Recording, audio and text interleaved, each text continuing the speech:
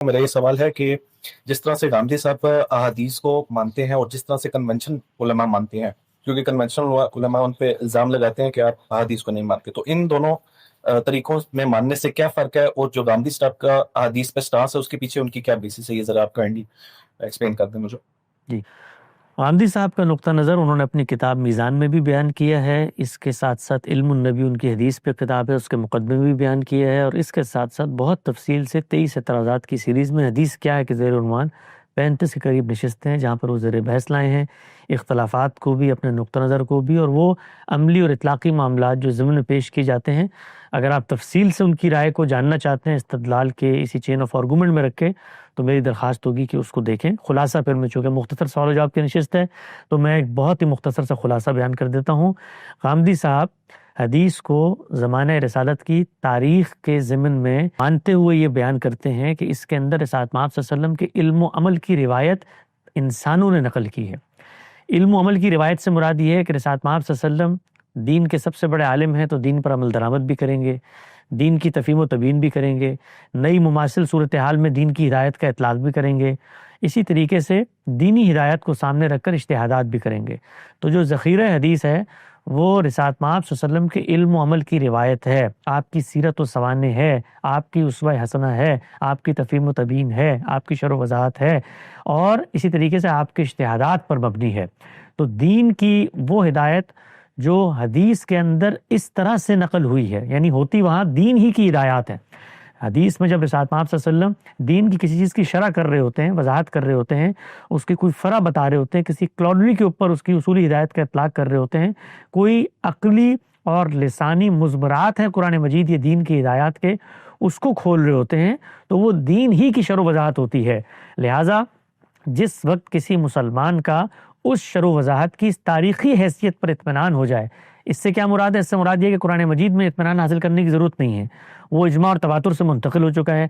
यहाँ पर चूँकि इंसान मुंतकिल कर रहे हैं तो हम इसकी तहकीक करते हैं कि इसकी निस्बत रसूलुल्लाह सल्लल्लाहु अलैहि वसल्लम से साबित है, और हमारा तमाम इल्म इसकी तहकीक करता है। उसके लिए वो क्राइटेरिया बताता है कि 3 चीज़ें जो हैं वो जो बयान कर रहा है उसके बारे में देखी जाएंगी, 2 कंटेंट के बारे में देखी जाएंगी।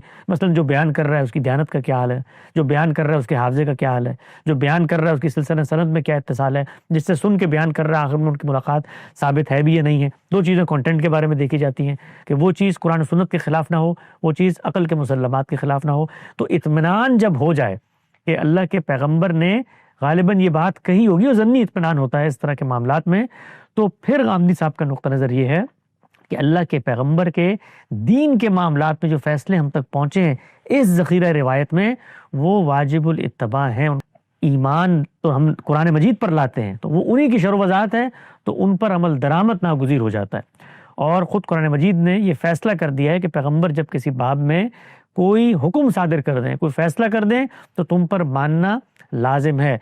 फ़ला व रब्बिक ला युमिनूना हत्ता युहक्किमूक फ़ीमा शजरा बैनहुम सुम्मा ला यजिदू फ़ी अनफुसिहिम हरजा।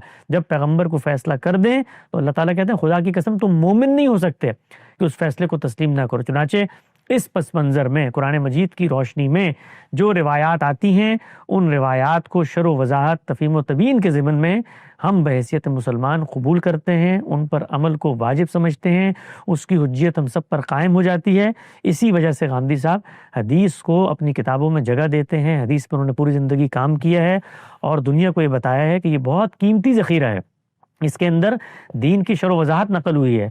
लेकिन ये याद रखें कि शरह वज़ाहत होती है।